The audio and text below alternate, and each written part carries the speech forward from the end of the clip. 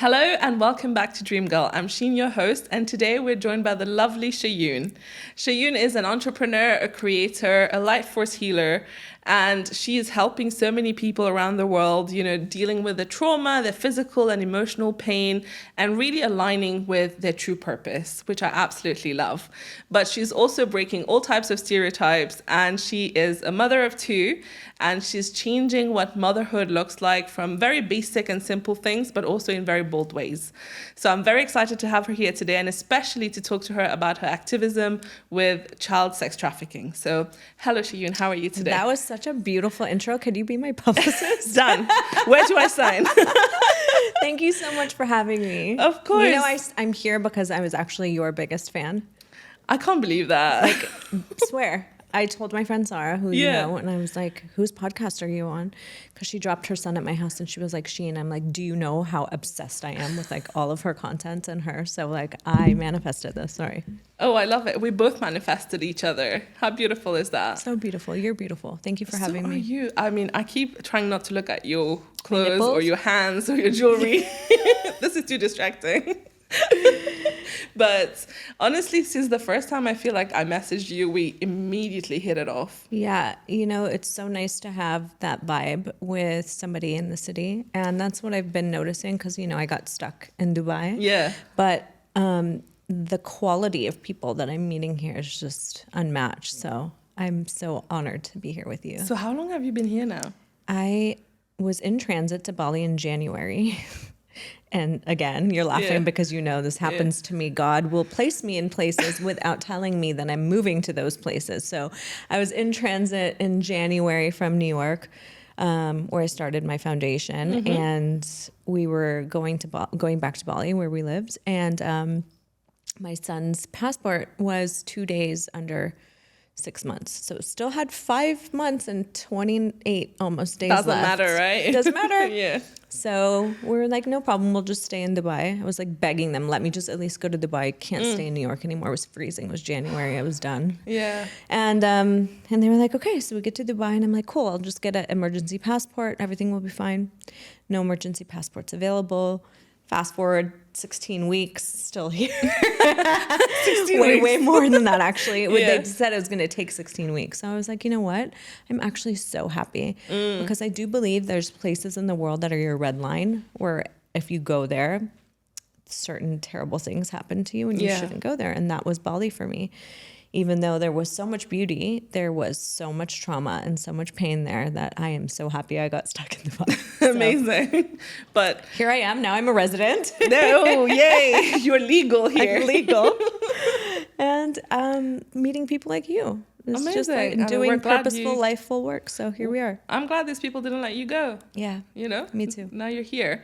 So I want to learn more about your history. Obviously, I've stalked you, but we're going to pretend I don't. Yeah. So tell us about how your life started. I know you have such interesting heritage and your journey has been worldwide. Yeah. So let's hear it. Thank you. So I was born in Nairobi. I'm Kenyan.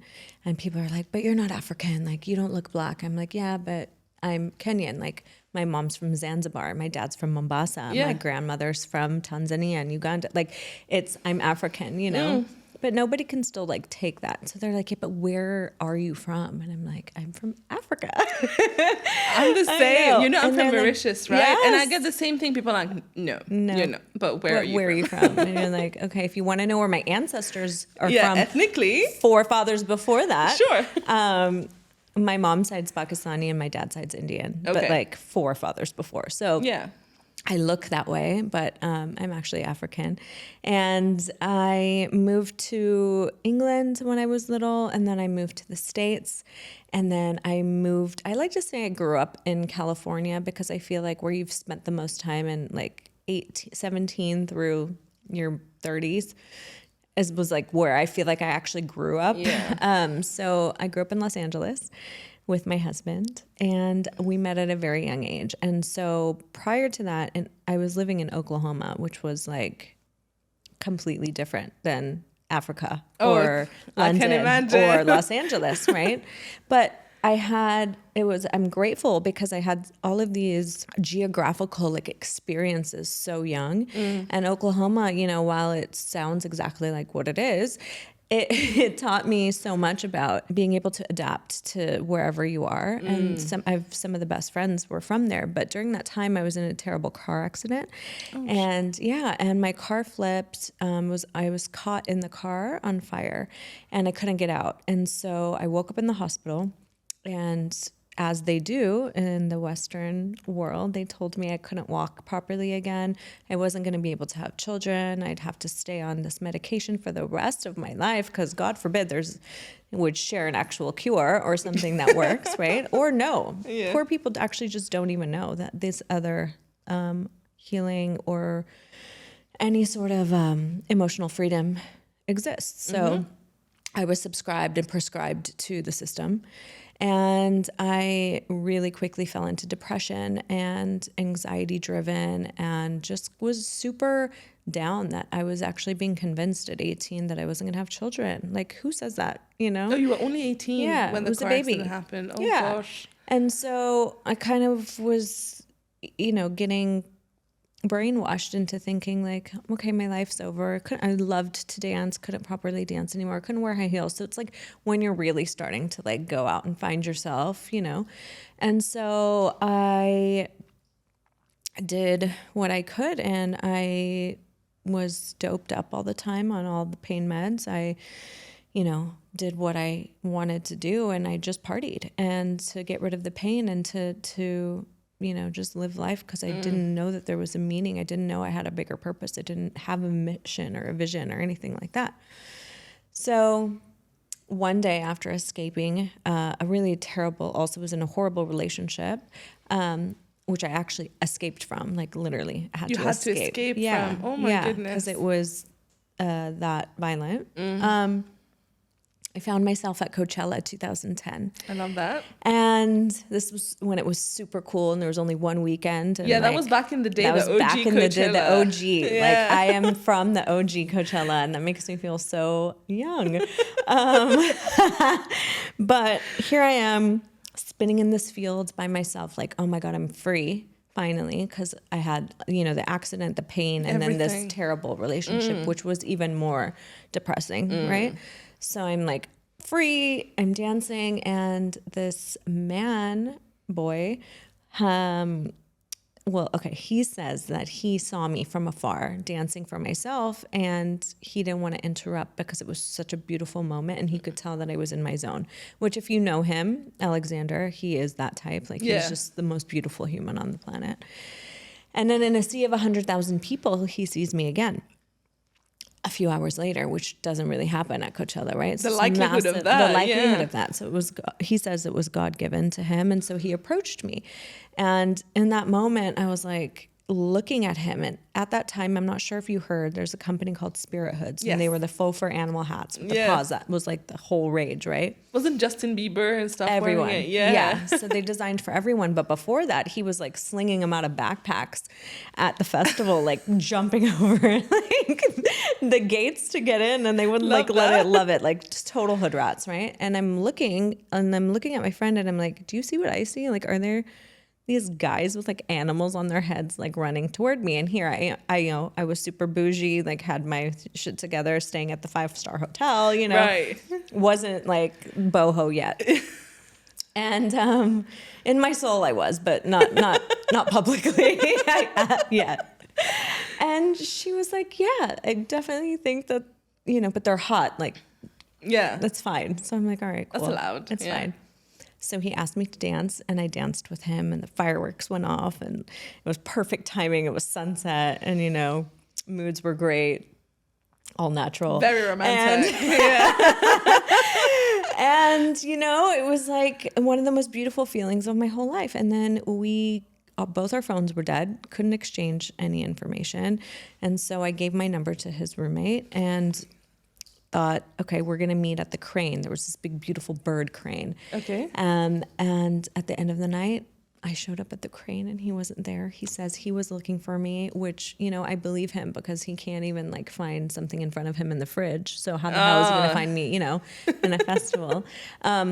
But we were both heartbroken. He couldn't find me. I couldn't find him. And I was so sad, Sheen, like so sad. So I gave up and I was like, all right, whatever. I'm going to hold on to this moment because Just had a magical moment, it was right? the most magical moment. Like, never forget. So I go back to LA. 2 months later, I'm at this awesome place downtown, in Hollywood.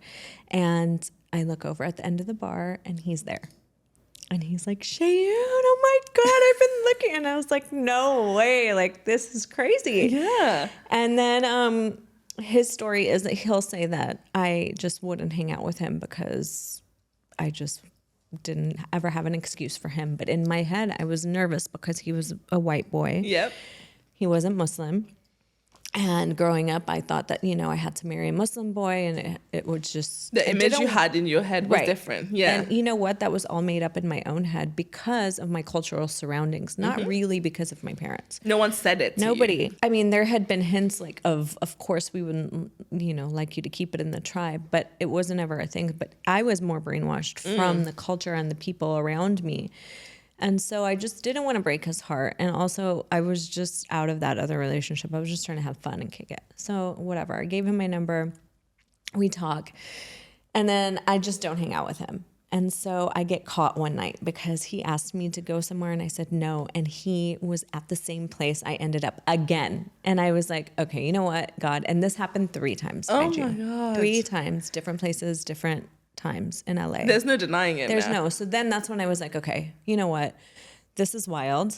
Like, fine, I'll go on one date with you, but I'm going to choose where we're going and you're going to be cool with it. And so he thought me being, bouge and all of that I was going to take him to some fancy shishi thing. Yeah. And I took him up to the mountains in Malibu and we hiked into this cave where Jim Morrison used to write his poems and do all of his art. And inside the cave, it's all like gorgeous art on the walls. And you can sit on the edge and then like look over. No way. The whole area of you Malibu. Know how to plan a date. Yeah. And that's when he was like, oh my God, like I'm so in love with you. Like there's no way. And we never spent a day apart after that day. We actually got married in that cave. No way. Well. Oh, that's so cute. Yeah. So the reason I'm telling you this story is to bring it back to the pain. So I end up in Vegas with him and his whole crew, and he was designing for Bieber and Miley Cyrus. Wait, before we get there, how was the whole telling the family about him, and what was the reception of that? Yeah, I didn't do that until a lot later.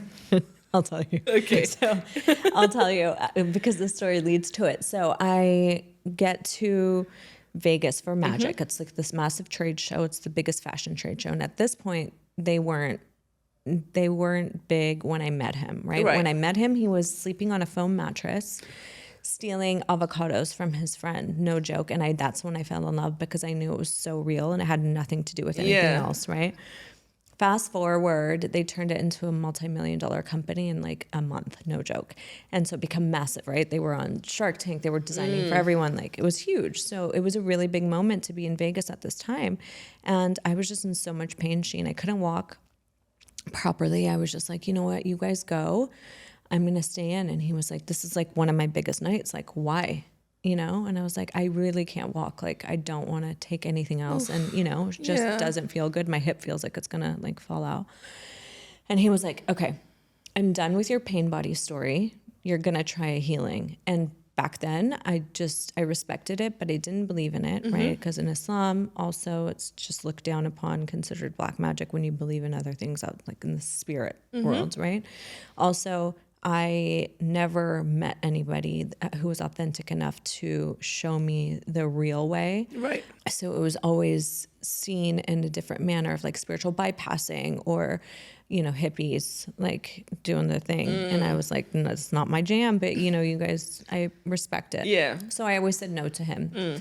Even the meditations, like back in the day, he used to make me do these really weird Jose Silva, like, couldn't connect, but also I just wasn't there. Yeah. And so I was like, I could see it in his eyes and I was like, you know what? Fine. Like, what do I have to lose? At obviously, this point, he'd been trained his whole life in martial arts and spirit. So I was like, all right, cool. I hadn't touched my toes in 5, 6 years. Within 5 minutes was doing a downward dog, FaceTiming my parents, like, look, I can touch my toes, crying my eyes out. because I had learned how to free my emotional pain body, from my physical body. And I realized how much pent up anger and frustration, sadness, betrayal, unloved it was all psychosomatic coming up into my pain body. And when I released that, your body is a genius and corrects itself immediately. And I was literally free from, I'm not even joking you, how much medication I was on every day. My parents were like, no way. They were so happy because I was so young and it was my whole life felt like it was gotten taken away. From that day forward, I became obsessed with wanting to help people and wanting to show them that your thoughts create your reality, and everything that you see, you think, and you do has a correlation to your physical being, and it has to be all in alignment, mind, body, and spirit. If not, one's going to be off, right? And what would life be like if you could actually be in full alignment? If your mind, your body, and your spirit were completely whole, like, holy shit. Like, this is what people talk about, true enlightenment. This is what people talk about in the movies, in the, in the shows, on all the talks that I've ever heard of any like guru or any whatever. I don't believe in any of that, but I was like, okay, this is amazing. So I turned my entire life around. I was big into fashion. I was on E! News. I was doing the thing, the Hollywood thing. And I set sail and I went to study Reiki and prana and sit in the jungle with medicine women and men. And really, for the last decade, have committed my life to showing people how to fully heal.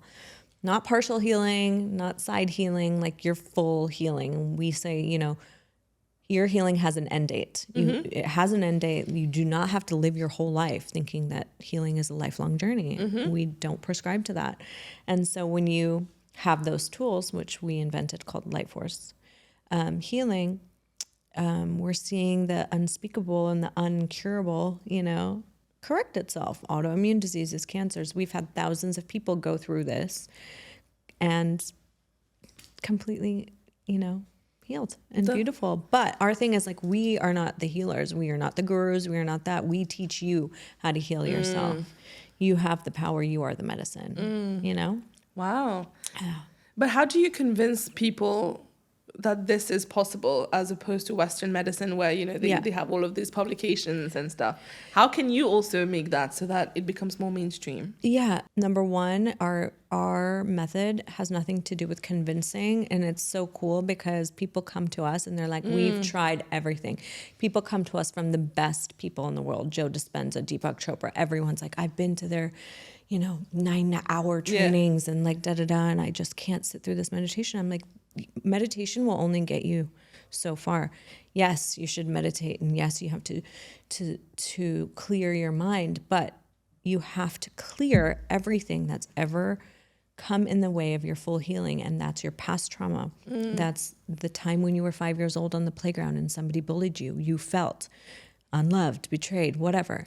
We brush those things away normally because we don't have the tools to properly deal with them. So if I was to ask one of my clients or anybody right now, call on your higher self, tell me the thing that was the most traumatizing to you. And they give me an answer like that, right? And I say, rank it on a scale of 0 to 10. And most people are like, I can feel that incident from when I was 5 years old right now in my body. So that is a direct response to why you're carrying that, is because you're still carrying that. And so you can feel that unloved from the playground in your belly. Why do you have IBS? Why do you have headaches? Why do you have anxiety? Why do you have all of this? Because you haven't cleared 100% of everything that's happened to you. And so when you learn how to do that through our technique and there's nothing left, your body completely recorrects itself. Wow. Yeah. So it's like a cleanse of all of the bad feelings. And that's what we say. We don't want to see you after 4 weeks. Yeah. Like therapy goes on for years. People come to us and they're like, I've been at therapy for 9 years. We're like, why? Because no one has the tools. And so it's really fascinating, and it's all science, and it's just so profound, so beautiful. And to see people truly, so then on the, sorry, I'm like rambling and going on, but on the other side of your pain, most people don't know what it's like. to be on the other side of their pain. No. So we have a purpose program. So it's 4 weeks and 7 weeks. On the 7-week journey, after you clear everything, then you can focus on your purpose. What happens majority of the time in life is that people are trying to pursue their purpose without being healed. So the prerequisite to your full embodiment of your purpose is to heal first and then do that. Otherwise, you're half-assed doing Of course. the work that you're doing, right? Which is why you have so many coaches and so many meditation teachers and yoga and all of that who are not healed, trying to teach other people, right? Which gets you wounded results, which is why a lot of people have what they still have because they haven't found anybody or they haven't found it within them to completely clear all of it.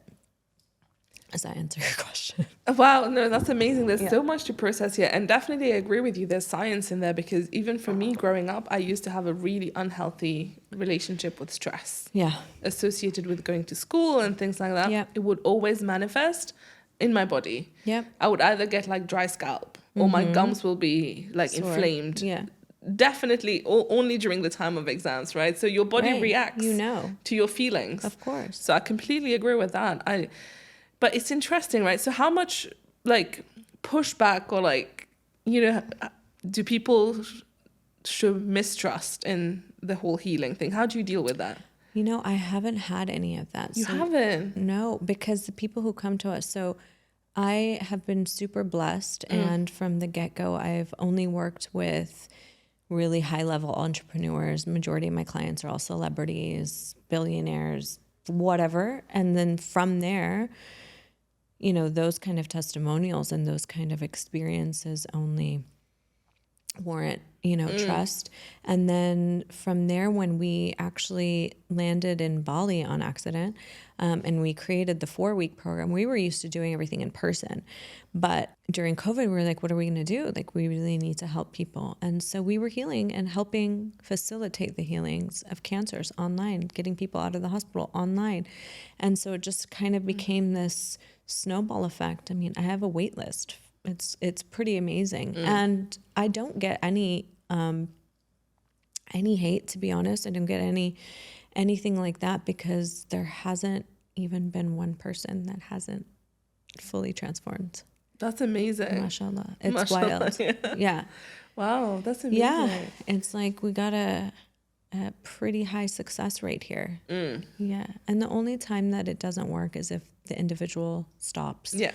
Or, it's karmic or something, out there. But it hasn't. And yeah. That's amazing. Yeah. But it must, how do you protect your kind of like mental energy from taking everyone else's pain around you and dealing with everyone else's pain? It's definitely a skill, and it also takes a certain type of practice. So not only have we, studied the science behind all of it and the nutrition, all part of it, but we've sat in the jungle with the true maestros and the indigenous people who hold the wisdom keepers to all of this information. And so I think that learning from them has been the number one source of really truly knowing how to be a healer. It's from the earth, it's from the plants, it's from listening to the trees, it's from sitting with the indigenous and sitting with the maestros who have the answers, and to get advice from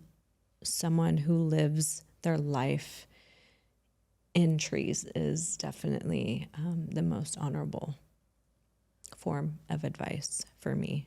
And so, you learn a lot doing that. You learn a lot from sitting in the jungle. You learn a lot from those, medicine workers. And I feel like when you also take it on as such a commitment and an honor, like there are certain things that we have to do. I have to clear myself before I ever go and want to clear anybody else, but it's also intention is everything, right? So I know who I'm working for. I work only with the light and with God. And so I know that in my heart, like I can't take anything on. Of course, I have empathy, but I personally know that I'm not taking any of that on. And that's like a true, like you have to train and really know how That's a skill to have, right? Yeah, totally. Oh my goodness. Yeah. Okay, and then obviously it's impressive. Your journey is impressive. But I know that anyone from the audience, when they listen to someone who came from not being part of that world, and then you became a healer. And I know that Gradia said you're the most sought after female healer, and you said you work with A-listers, celebrities and stuff. How does one make that jump? What do you think helps you along that journey? What were specific pivot points? This episode has been kindly sponsored by The Inner Space. The Inner Space fuses mainstream psychology with spiritual psychology to take a holistic approach to healing, covering the physical, emotional, mental, and spiritual aspects. They focus on emphasizing the importance of taking a learning approach to life and using all the challenges and setbacks as the fuel to personal growth and evolution. It was founded by Maisar and Noor to spread love with everyone around. So please check out the links in the description box below if you're looking for a safe space for inner growth. Thank you. Yeah, so once you see, you can't unsee, right? And once you know, it's just the truth. Like when you can physically, I think mine came from experience, like when I physically didn't feel good, when I was physically sick, when I had done everything in my power to try to feel better and still couldn't. And the only thing that helped me was true healing from a spiritual level. I couldn't deny it. Right. And then that was the beginning of it. After that, when I accepted my gifts meaning after Alexander and I had this amazing healing, I started to awaken and I could hear things. I could see things. I could see color in things. I could feel energy in things. And that freaked me out. And that made me go into more depression because I was like, this is not for me, whatever. Like I was too scared to make the jump because I was like, what are people going to think? And is he going to think like I'm a schizo? Like I can hear things like it was not my world. Right. But energy doesn't lie. And it was such a profound physical and spiritual existence. Like we would go camping and I could see in the lake where the fish were just by energy. And that's how we ate. And so he was like, listen, and if it wasn't for him, I wouldn't be where I am today. He made me sit down and promise that I wouldn't shun my gifts away because I'm here for a greater purpose, and that's to help other people. And as soon as I took that role on and I would take my first clients and everybody was having profound emotional and physical transformations, I couldn't stop. It is in my DNA to be here for a greater purpose, and that's to help other people and to help other people heal and find their purpose. Because what are we here for? We're not just here for eat, sleep, entertainment, repeat, right? We're here to change the world. And if you're going to be part of that new earth model, you have to make a difference. You have to be doing something. Like, what is everyone doing if not helping each other? Right? That's so beautiful. Yeah. And so I think it was just through my experience because that drove me, because I knew what it was like to be under. I knew what it was like to be depressed. I knew what it was like to be addicted to everything. I knew what it was like to be partying and just living for paycheck to paycheck or whatever. And when you really know in your heart of hearts that you're here for something bigger and you've found it, there's no stopping, There's no stopping, yeah. And do you have any advice for people on how to find their purpose? Yeah. Heal yourself first. You have to be able to clear 100% of everything that's ever happened to you in order for you to fully live in your purpose. Now, their purpose is not a lifelong journey either, right? It's evolving. You evolve with it, right? So I think that once you clear all of the negative emotional baggage and trauma that comes with your life, then you can really truly see and feel who you really are. If you don't have that, then you are operating from a wounded state, right? You still have depression and anxiety, but you want to help people. You can't. That's why they say put your mask on first in the airplane, because you have to take care of yourself. And if you don't take care of yourself first, you're going to be running a really low vibrational operation, which is unfortunately most of the world, right? And you look at all these like amazing CEOs and like billionaires and millionaires, they're all suffering. Most of them are all suffering. We should be living in the biggest peaceful planet in the world right now, but we can't because everybody is so consumed with war and violence and tragedy, And so my biggest advice is to really clear everything that's ever happened to you so that you can operate from a full power place. Amazing. Yeah, Yeah. that's really good advice, because I had this really interesting interaction with somebody who is a confidence coach, Yeah. and they were really freaking out about going on stage. I was like, See?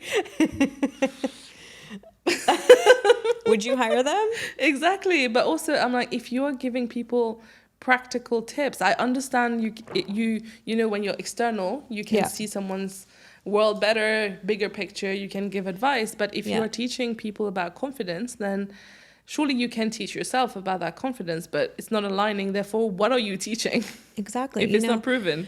I totally agree with you. And another thing that is so disappointing in my line of work is that I've been doing this for over a decade, right? Everybody got really into wellness and coaching and all of that post-COVID. And there's such few people out there who are truly authentic in what they're doing, right? And I always say you can drink all the green juice you want and go to all the yoga classes you want and, preach all that BS that you want. But until you fully are clear yourself, you have no business teaching other people. And that's the problem, right?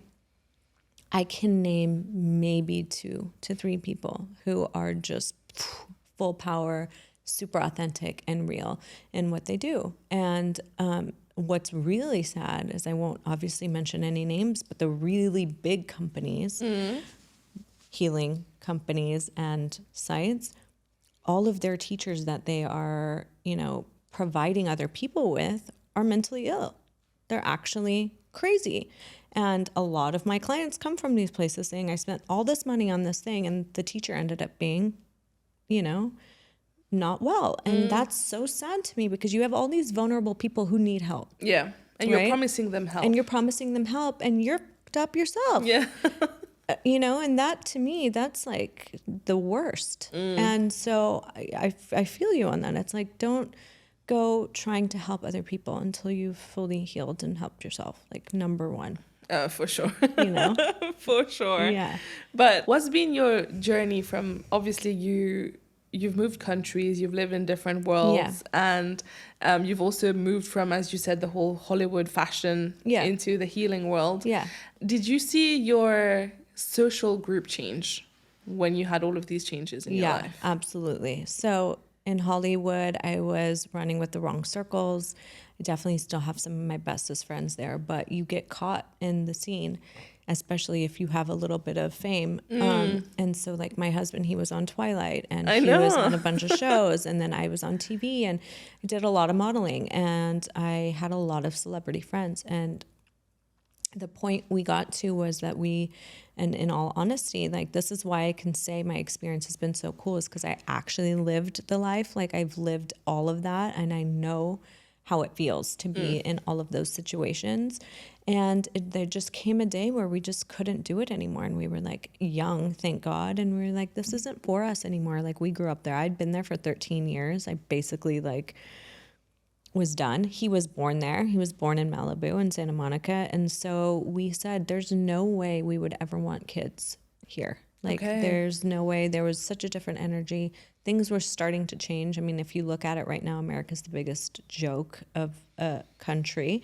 Sorry, but it's true. And it's like a talk show, and we could sense that back then. Right? And it's getting worse. And so we were like, let's go. And I kept having these reoccurring dreams of this island that is going to house the Light Force Center, this like gorgeous pyramid that I'm going to build somewhere. And so we were like, let's just set off and see. So we went to Europe, and we landed in Ibiza sober, and we found the most epic, connection. It's the 3rd most magnetic place on the planet, Esvedra, in Ibiza. And I was like, this is it, we're moving. And so we packed everything. He sold spirit hoods. We moved to Ibiza. I had my first baby there on the mountain. And I had an apothecary there. Like, we were vibing. Ibiza was my dream, is still my dream, was my dream home. We had everything going for us. We were going to close on a retreat center. And the day we're closing, the lawyer calls and says, they flew a drone over the bottom of the hotel that we were going to purchase. And there was an illegal build. And I don't know if you know about Spain, but you can barely get a permit to build a shower. So if you have an entire illegal build down there, it's not going to work. And he was like, so you can't run it as a hotel. You have to just have it as a house. And I'm like, that's a huge house investment. That's not going to make a return, you know, like, oh my God. So all of a sudden we ended up in my husband's agent. He had an agency at the time on a blow up mattress because we'd just moved out of our other house thinking we're going to move into the retreat center, and dream pulled out from underneath us. So we were like, you know what, let's just go to Bali for a week and recoup, go for a vacation. We'll come back. We'll find another hotel. It'll be back. Everything's fine. And we get to Bali, and it's our first week in Bali, and I was doing a photo shoot at a hotel. And I remember just having a really weird feeling at night, and went to sleep super late. And at 3 or 4 a.m., I hear spirit or God or somebody in my ear saying, wake up, wake up, wake up. And I never wake up. I'm like a really good sleeper. And I woke up and I look over, and there was a man moving my child's crib toward the door. And my son almost got kidnapped first week in Bali. And I remember the terror and the fear and the shock hitting my body to where I didn't know what to do. And so you're frozen, right? Yeah, like totally frozen. And like thug life California girl in me is like looking over at there was a lamp, and I was like, do I grab the lamp, or is that gonna like be too much time? Like, will he escape, you know? And so I just started screaming for Alexander. And luckily, Alexander chased him out the door. He was dressed in a wig and a short skirt. He was dressed as a woman. Tranny, I think. Transgender. And it was... But there was just one person? At the door. Inside the room? Inside our room, there was just one person. Outside, there was a whole prostitution ring waiting for my husband or waiting for my kid. And we know this because luckily he left his phone in our bathroom. And so we saw all the messages and what was really going on. And the freaky part was he had been waiting for us and had come in through our bathroom window, and he had like rearranged all of my makeup brushes, like rearranged my makeup. There was a pillow inside, so he had been like wanted to maybe take a nap until we were like fully asleep. I don't know what the plan was. He stole. Oh, so he stayed in the bathroom. He stayed in the bathroom for must have been like 4 hours. But you didn't go to the bathroom. No, I saw this when I But what would be his plan if you wanted to go to the bathroom? I'm not sure. I have no idea. Also, I don't know why I'm thinking about this, but why did he drag the crib and not just take the baby because out? it was right by the door, and I think that easier to not wake the kid. Yeah, and the most beautiful part about that is I had moved the crib closer to the bed because the air conditioning was right by the door. So if it was where it was, he would have been gone like faster. You would not have woken up in time. No. And so... Oh my God. Yeah, so it was definitely one of the worst days of my life. And the crazier part was that the hotel was in on it. I was going to say, surely the hotel is in on it. They cut our phone lines in our room. There was no security, has disappeared. The front lobby people were gone. Nobody came until noon the next day. So it was quite possibly, you can imagine, the trauma. Traumatic. And I went into, a great state of fear and depression. Paranoia, right? Yeah. I was so paranoid. And we were like sitting ducks in another country. And so we didn't even have $5. They stole everything, all of our money, my jewelry, my wedding jewelry. They managed to steal everything. Oh. And they had, so what I think he was doing was like, he was passing back and forth all of our stuff to like his friends. To the people outside. Yeah. Okay. And then the last thing was the baby. And so there was a prostitution ring. You could see the pimp. They looked like they were really like high on drugs. It was crazy. And then Alexander runs back because he did realize there were so many men there that he didn't, and then he was like, oh shit, it's they're just alone. Him. Yeah. They're alone now again in the room, and they're gonna know that. And they were like, where's the baby? Where's our phone? Like that guy lost his phone. So we locked ourselves in the room, and didn't even have money for coffee the next day. The hotel was, or we won't even go there. And so I am freaking out. I'm get me out of this country, but I don't have my ID. We don't have anything, right? So I'm calling the American embassy. Like, it was just such a mess. So we finally get his mom to buy us a hotel somewhere else, and we move and to a different, because this was like in the middle of like the party town in Canggu. Right. And so we move, and there's all this news, like there's this new virus out. It's And COVID. guess what? We get locked down in Bali. in Indonesia, in Bali, because no American citizens are allowed back into Europe. And so our entire home, all of our businesses, my dog, everything. And then this just had happened to us. So I was like, oh my God, like this is wild. So we're in Bali with nothing. And we had to rebuild, and we obviously, you know, we were blessed. So, I mean, we figured it out in a few weeks, but I had a choice, and that was to,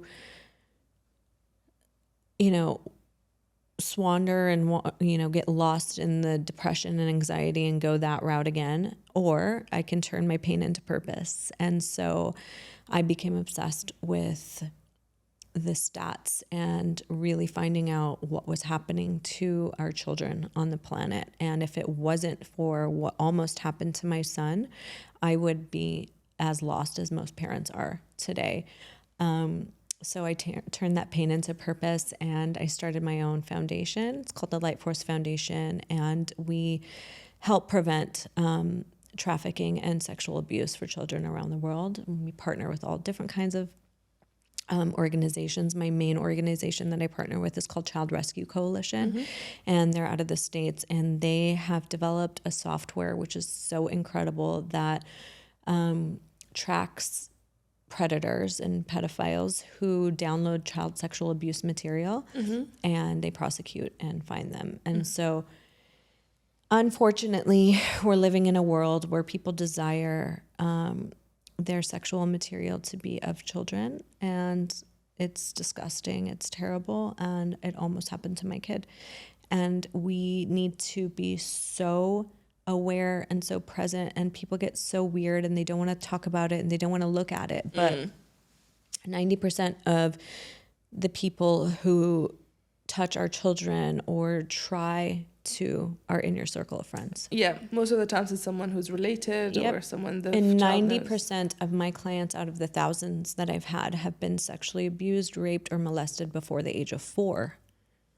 And now 1 in every 5 people, like grown adults.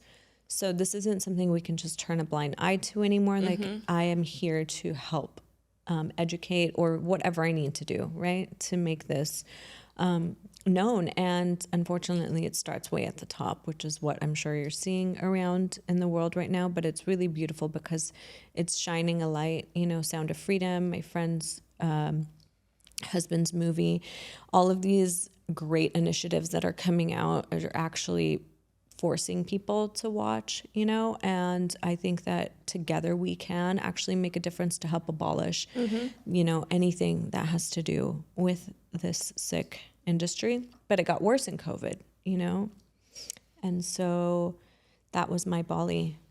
That was my Bali. That was a small part of my Bali story. Yeah. So everything happens for a reason. 1,000,000% I believe in that. But what you're going to do to turn that story around is completely up to you. And I feel like everybody can find their purpose through pain as well. Yeah. You know? I love that. Yeah. And I will put all of the links in the description as well for you. people to have a look at this.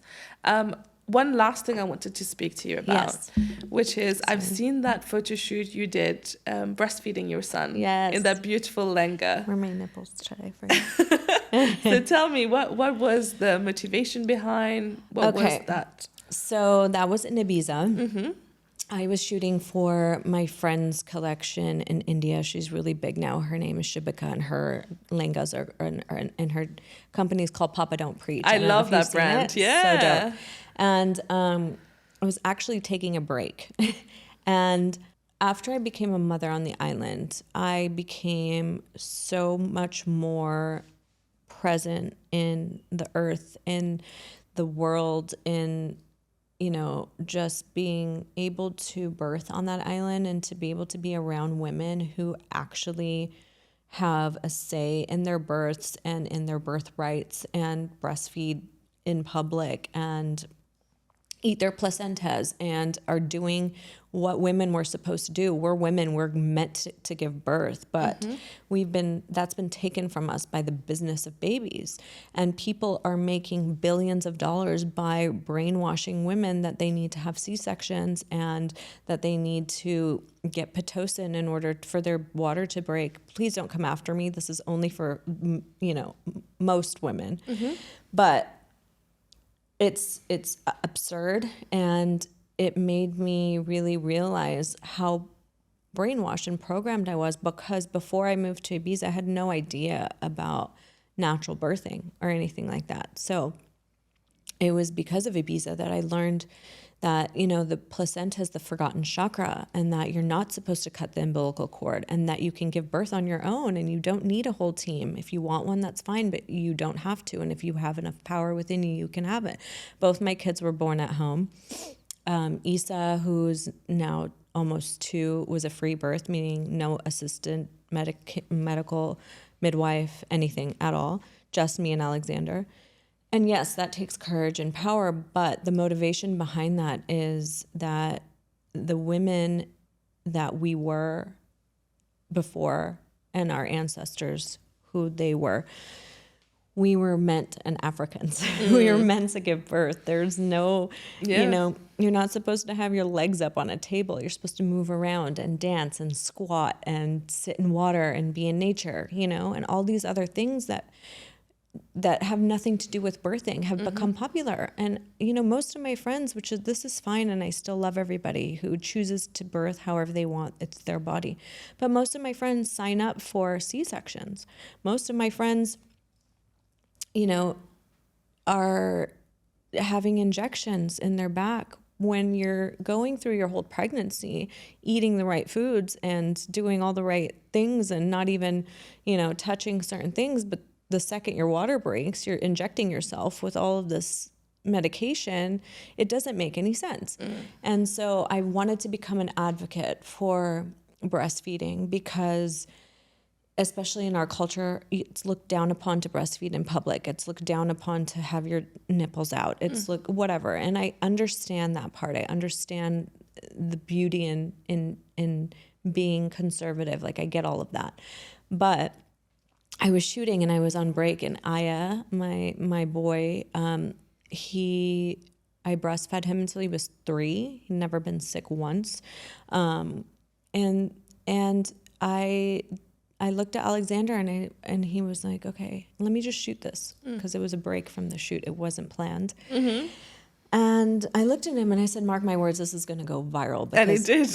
It went crazy viral, and no one's ever done it. And that was the cool part, because to be an empowered South Asian influence in a time where people are, have forgotten. That's the thing. People are forgetting what it is to be a mom and what real milk does. And I understand, some people aren't blessed like that. But if you are, you don't have to be discouraged. And that was my message. And it went crazy viral. It was like printed on millions of front page of the Times. I saw it at the time. Yeah.